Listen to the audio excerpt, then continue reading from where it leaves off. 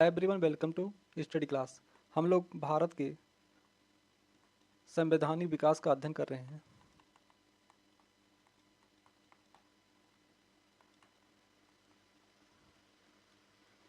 और इसके अंतर्गत अब तक हमने रेगुलेटिंग एक्ट के बारे में अध्ययन किया। इसके बाद हमने पिट्स इंडिया एक्ट के बारे में अध्ययन किया। यदि देखा जाए, रेगुलेटिंग एक्ट 1773 में लाया गया था, वहीं पिट्स इंडिया एक्ट 1784 में लाया गया था। तो अब तक हमने भारत के संवैधानिक विकास के अंतर्गत रेगुलेटिंग एक्ट के बारे में अध्ययन किया। इसके बाद पिट्स इंडिया एक्ट के बारे में अध्ययन किया।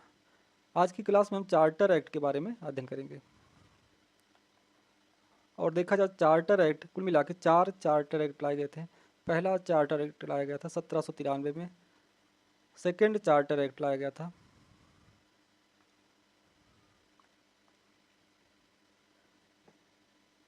1813 में।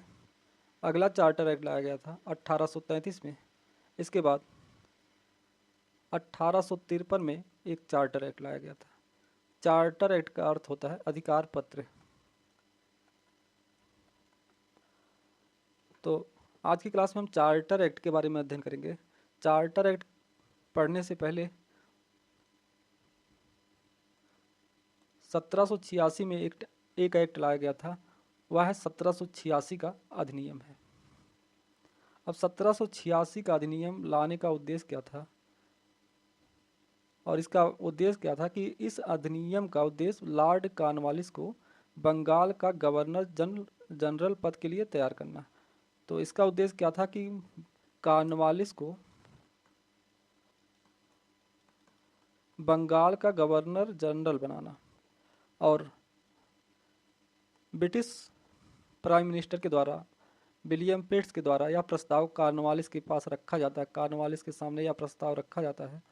तो कॉर्नवालिस ने 2 शर्तें रखी। विलियम पिट्स के सामने 2 शर्तें रखी। वही 2 शर्तों को लागू करने के लिए 1786 का अधिनियम लाया गया था। तो हम देखेंगे कौन कौन सी 2 शर्तें थीं। पहली शर्त है, इस अधिनियम द्वारा मुख्य सेनापति की शक्तियां गवर्नर जनरल में निहित कर दी गई। तो इस एक्ट के माध्यम से क्या किया गया, जो गवर्नर जनरल की काउंसिल हुआ करती थी, गवर्नर जनरल की काउंसिल की स्थापना कब हुई थी? 1773 के रेगुलेटिंग एक्ट के माध्यम से। तो काउंसिल की स्थापना कब होती है? 1773 के रेगुलेटिंग एक्ट के माध्यम से। और इसमें कुल कितने सदस्य थे? 4 सदस्य थे। इस काउंसिल में 4th मेंबर थे। लेकिन जब 1784 का पिट्स इंडिया एक्ट लाया जाएगा, इस एक्ट के माध्यम से जो काउंसिल में 4th मेंबर थे, 1 मेंबर रिड्यूस कर दिया जाएगा। और अब टोटल कितने मेंबर होंगे? 3 मेंबर्स होंगे। तो पिट्स इंडिया एक्ट के माध्यम से 1 मेंबर को कम कर दिया जाता है। अब मेंबर की संख्या कितनी हो गई? 3। और 3 मेंबर में क्या होगा? 1 मेंबर कमांडर इन चीफ होगा। कमांडर इन चीफ होगा, क्राउन का कमांडर इन चीफ होगा। और तो देखा जाए, गवर्नर जनरल की काउंसिल में एक गवर्नर जनरल हुआ करता था और 3 मेंबर थे। और 3 मेंबर में क्या होगा? 1 मेंबर कमांडर इन चीफ होगा। अब कॉर्नवालिस की जो शर्तें थी कि गवर्नर जनरल के साथ साथ उसको कमांडर इन चीफ का भी पद प्राप्त हो, तो कॉर्नवालिस ने पहली जो शर्त रखी कि गवर्नर जनरल तो हम रहेंगे, साथ ही कमांडर इन चीफ, जो एक सदस्य कमांडर इन चीफ हुआ करता था काउंसिल में, वह पद किसके पास होगा? गवर्नर जनरल के पास, बंगाल के गवर्नर जनरल के पास होगा। तो अब देखा जाए, गवर्नर जनरल को कमांडर इन चीफ का पद प्राप्त हो जाएगा इस एक्ट के माध्यम से। तो अब कुल टोटल मेंबर कितने होंगे? 1 होगा गवर्नर जनरल और 2 अतिरिक्त सदस्य होंगे इस काउंसिल में। तो पहली शर्त क्या थी कॉर्नवालिस की कि जो गवर्नर जनरल की काउंसिल है उसमें कमांडर इन चीफ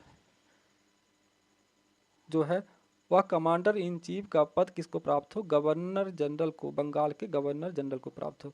तो पहली शर्त कॉर्नवालिस की यही थी। और दूसरी शर्त क्या थी कॉर्नवालिस की, कुछ विशेष मामले में समिति के खिलाफ फैसला लिया जाएगा। तो जब 1773 का रेगुलेटिंग एक्ट लाया गया था, इसके माध्यम से प्रावधान किया गया था कि गवर्नर जनरल बंगाल का अब किसकी सलाह पर कार्य करेगा, तो उसको असिस्ट करने के लिए एक काउंसिल का गठन किया गया था। पहले उसमें 4th मेंबर थे, आगे चलकर 3 मेंबर हो गए। तो रेगुलेटिंग एक्ट के माध्यम से प्रावधान किया गया कि अब गवर्नर जनरल किसकी सलाह पर कार्य करेगा, काउंसिल की सलाह पर कार्य करेगा। लेकिन जब 1786 का अधिनियम लाया जाएगा और इसके माध्यम से क्या किया जाएगा कि कुछ विशेष मामले में जो काउंसिल के खिलाफ फैसला ले सकता है गवर्नर जनरल, अर्थात बंगाल का गवर्नर जनरल काउंसिल के खिलाफ फैसला ले सकता है इस एक्ट के माध्यम से। तो कॉर्नवालिस ने 2 शर्तें रखी। इन्हीं 2 शर्तों को लागू करने के लिए 1786 का अधिनियम लाया गया और कॉर्नवालिस की दोनों शर्तें क्या कर ली गई, मान ली गई। तो दोनों शर्तों को लागू कर दिया गया कॉर्नवालिस के द्वारा जो प्रस्ताव रखा गया था।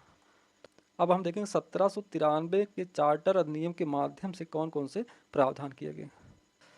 1793 के चार्टर अधिनियम के माध्यम से कौन कौन से प्रावधान किए गए, इसको हम समझते हैं। पहला प्रावधान किया गया, कंपनी के व्यापार के एकाधिकार को 20 सालों के लिए बढ़ा दिया गया। अब इसको थोड़ा हम समझते हैं। 1600 ईस्वी में हमने देखा एक वहाँ की महारानी है एलिजाबेथ प्रथम। एलिजाबेथ प्रथम के द्वारा एक कंपनी को अनुमति दी जाती है, वह कंपनी है ईस्ट इंडिया कंपनी, भारत में व्यापार करने के लिए।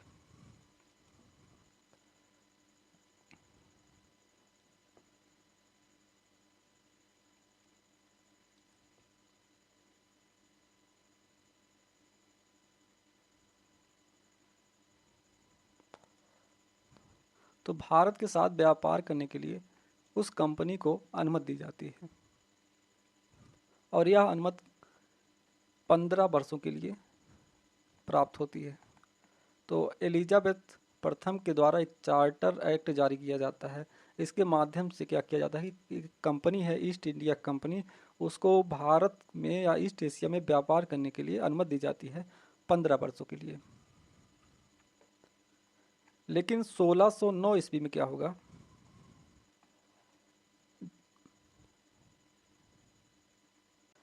जेम्स प्रथम द्वारा यह अधिकार असीमित समय के लिए बढ़ा दिया जाएगा।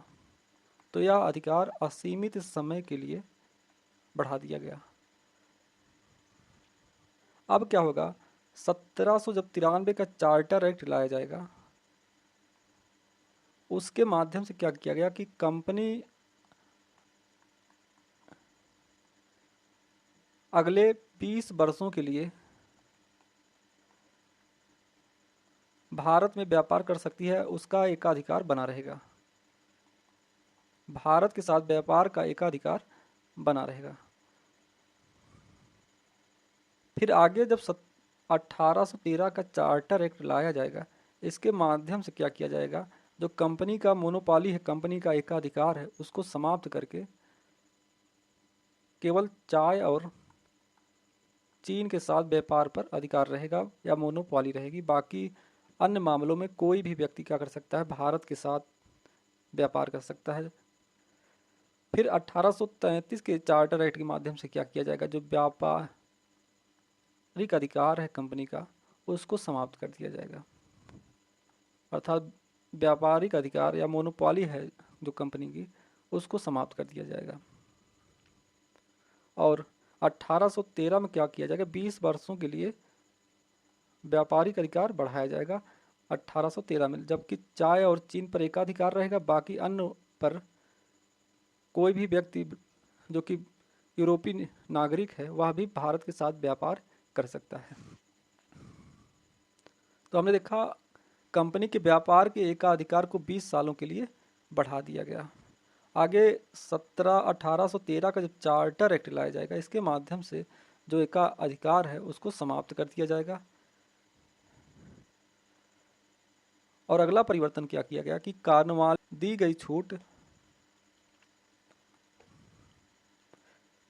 की दी गई छूट एवं शक्ति का विस्तार आगामी गवर्नर तक का होगा। कॉर्नवालिस को क्या छूट दी गई थी कि जो गवर्नर जनरल होगा बंगाल का, वह काउंसिल की सलाह पर काम करेगा, काउंसिल की सलाह पर कार्य करेगा। लेकिन 1786 का जब अधिनियम लाया गया, उस अधिनियम के माध्यम से गवर्नर जनरल या बंगाल के गवर्नर जनरल को कुछ विशेष अधिकार दिया गया। वह विशेष अधिकार क्या था कि कुछ विशेष परिस्थितियों में गवर्नर जनरल या बंगाल का गवर्नर जनरल काउंसिल के खिलाफ जा सकता है। यह प्रावधान कब किया गया? 1786 के अधिनियम द्वारा। लेकिन जब 1793 का चार्टर एक्ट लाया जाएगा तो कहा जाएगा कि कॉर्नवालिस के अलावा अन्य आगामी गवर्नर जो हैं आएंगे, उनको भी यह अधिकार प्राप्त होगा। तो कॉर्नवालिस के आगामी गवर्नर जनरल बंगाल के जो आएंगे, उनको भी यह अधिकार प्राप्त होगा। अगला परिवर्तन क्या किया गया? बीओसी के खर्चे भारतीय राजस्व से दिए जाएंगे। अब बीओसी क्या था? हमने 1773 के चार्टर एक्ट के माध्यम से देखा, जो कंपनी का प्रशासन है ब्रिटेन में किसके द्वारा चलाया जा रहा था? वह है कोर्ट ऑफ डायरेक्टर। लेकिन 1784 के एक्ट के माध्यम से, पिट्स इंडिया एक्ट के माध्यम से क्या प्रावधान किया जाता है? एक बीओसी की स्थापना की जाती है, बोर्ड ऑफ कंट्रोल की स्थापना की जाती है। और इस बोर्ड ऑफ कंट्रोल में कितने मेंबर होंगे? कुल 6 मेंबर होंगे। अब क्या किया जाएगा इस एक्ट के माध्यम से? जो बीओसी के खर्चे होंगे, अर्थात जो इसके मेंबर होंगे, जो भी खर्च आएगा वह किसके द्वारा दिया जाएगा? भारतीय राजस्व द्वारा दिया जाएगा। भारतीय राजस्व द्वारा दिया जाएगा।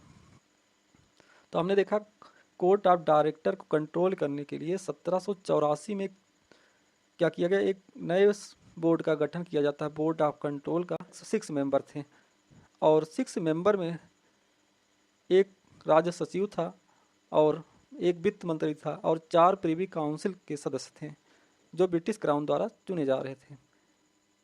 अब 1793 का जब चार्टर एक्ट लाया जाएगा, इसके माध्यम से प्रावधान किया गया कि इनके जो खर्चे हैं उन वह भारतीय राजस्व से दिए जाएंगे। अगला प्रावधान क्या किया गया इस एक्ट के माध्यम से कि गवर्नर जनरल, गवर्नर और कमांडर इन चीफ की नियुक्ति में क्राउन की सहमति अनिवार्य है। अर्थात जो गवर्नर जनरल और कमांडर इन चीफ चुना जाएगा, पहले किसके माध्यम से चुना जा रहा था? कोर्ट ऑफ डायरेक्टर के माध्यम से। 1784 में यह प्रावधान कर दिया गया कि बीओसी के द्वारा यह गवर्नर जनरल चुना जाएगा। लेकिन 1793 के चार्टर एक्ट के माध्यम से क्या प्रावधान किया गया कि बीओसी के द्वारा यह गवर्नर जनरल या चीफ कमांडर चुना जाएगा, लेकिन क्राउन की सहमति को अनिवार्य कर दिया गया। क्राउन की सहमति को अनिवार्य कर दिया गया। और अगला प्रावधान क्या किया जाता है इस एक्ट के माध्यम से? कमांडर इन चीफ के गवर्नर जनरल की काउंसिल का सदस्य होने की अनिवार्यता खत्म कर दी गई। पहले क्या था कि गवर्नर जनरल की काउंसिल हुआ करती थी, उस काउंसिल में एक कमांडर इन चीफ हुआ करता था और कमांडर इन चीफ जो कि क्राउन का कमांडर इन चीफ था, अब वह भी क्या हुआ करता था? काउंसिल का सदस्य हुआ करता था। अब इसकी अनिवार्यता को खत्म कर दिया जाता है इस एक्ट के माध्यम से। तो हमने 1793 के चार्टर एक्ट का अध्ययन किया और इसके अंतर्गत देखा कौन कौन से प्रावधान किए गए। जो पहला प्रावधान किया गया कि 20 वर्षों के लिए बढ़ा दिया गया। और अगला प्रावधान किया गया कि कॉर्नवालिस की दी गई छूट एवं शक्ति अगले जो आगामी गवर्नर होंगे उन पर भी यह लागू होगा। और अगला प्रावधान किया गया कि बीओसी के खर्चे भारतीय राजस्व से दिए जाएंगे और गवर्नर जनरल और कमांडर इन चीफ की नियुक्ति किसके द्वारा की जाएगी? बोर्ड ऑफ कंट्रोल के द्वारा की जाएगी, लेकिन अब क्राउन की सहमति को अनिवार्य कर दिया गया इस एक्ट के माध्यम से। और कमांडर इन चीफ के गवर्नर जनरल की काउंसिल का सदस्य होने की अनिवार्यता खत्म कर दी गई। तो हमने 1793 के चार्टर एक्ट के बारे में अध्ययन किया। अगला जो चार्टर एक्ट है वह है 1813 का चार्टर एक्ट। अब 1813 के चार्टर एक्ट में कौन कौन से प्रावधान किए गए? इसमें जो पहला प्रावधान किया गया कि 1813 के चार्टर एक्ट द्वारा कंपनी के भारतीय व्यापार के एकाधिकार को समाप्त कर दिया गया। सभी ब्रिटिश व्यापारियों को अनुमति दी गई। तो कंपनी जो ईस्ट इंडिया कंपनी थी उसको भारत में व्यापार करने के लिए अनुमति दी गई थी। भारत में व्यापार करने के लिए ईस्ट इंडिया कंपनी को, अर्थात ईस्ट इंडिया कंपनी ही क्या कर सकती है? भारत में व्यापार कर सकती है। यह अधिकार प्रदान किया गया था। और 1793 के चार्टर एक्ट के माध्यम से क्या किया गया कि यह अधिकार 20 वर्षों के लिए बढ़ा दिया गया, अर्थात कंपनी की मोनोपॉली अगले 20 वर्षों के लिए बनी रहेगी भारत के साथ व्यापार करने की। लेकिन 1813 का जब चार्टर एक्ट लाया जाएगा उसके माध्यम से क्या प्रावधान किया गया कि जो कंपनी का एकाधिकार है भारत के साथ व्यापार करने का, एकाधिकार को समाप्त कर दिया गया। तो कंपनी का एकाधिकार या मोनोपॉली समाप्त कर दी जाती है 1813 के चार्टर एक्ट के माध्यम से।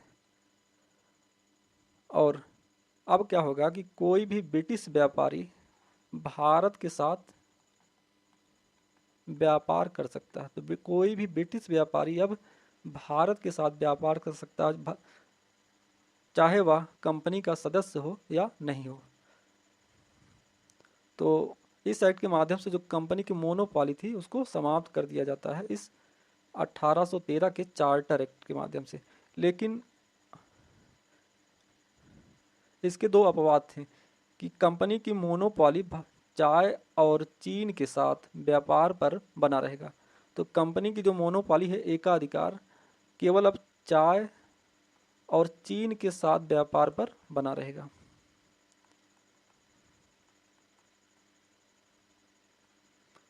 तो दो अपवाद हैं, चाय और चीन। अगला प्रावधान किया गया कि इस एक्ट के में भारत में अंग्रेजी साम्राज्य की संवैधानिक स्थिति पहली बार स्पष्ट की गई।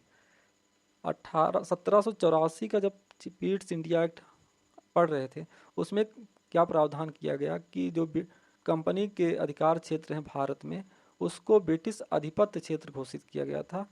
और यह प्रावधान कब किया गया? 1784 के पीट्स इंडिया एक्ट के माध्यम से। और 1813 का जब चार्टर एक्ट लाया जाएगा इसके माध्यम से क्या किया जाएगा?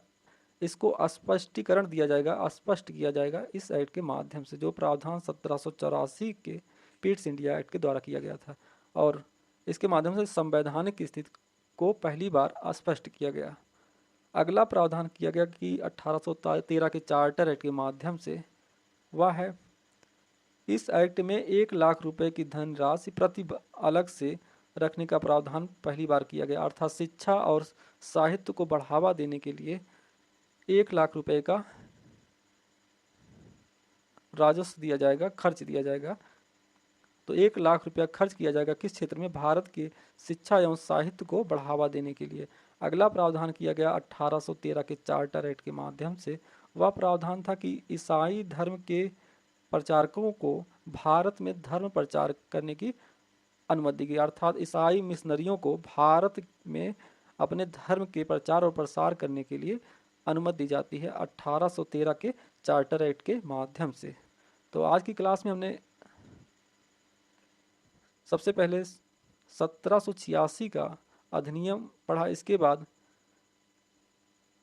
1793 का चार्टर एक्ट का अध्ययन किया, फिर 1813 के चार्टर एक्ट का अध्ययन किया और उसके अंतर्गत देखा कौन कौन से प्रावधान किए गए। जो पहला प्रावधान किया गया कि जो कंपनी की मोनोपोली है, एकाधिकार है, उसको समाप्त कर दिया गया। अब कोई भी ब्रिटिश व्यापारी क्या कर सकता है, भारत के साथ व्यापार कर सकता है।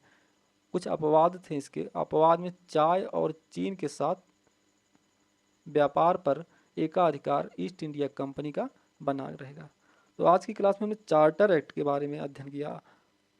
तो अगली क्लास में हम 1833 के चार्टर एक्ट के बारे में अध्ययन करेंगे, फिर 1853 के चार्टर एक्ट में कौन से प्रावधान किए गए इसका अध्ययन करेंगे। तो आज की क्लास हम यहीं समाप्त करते हैं। तब तक के लिए धन्यवाद।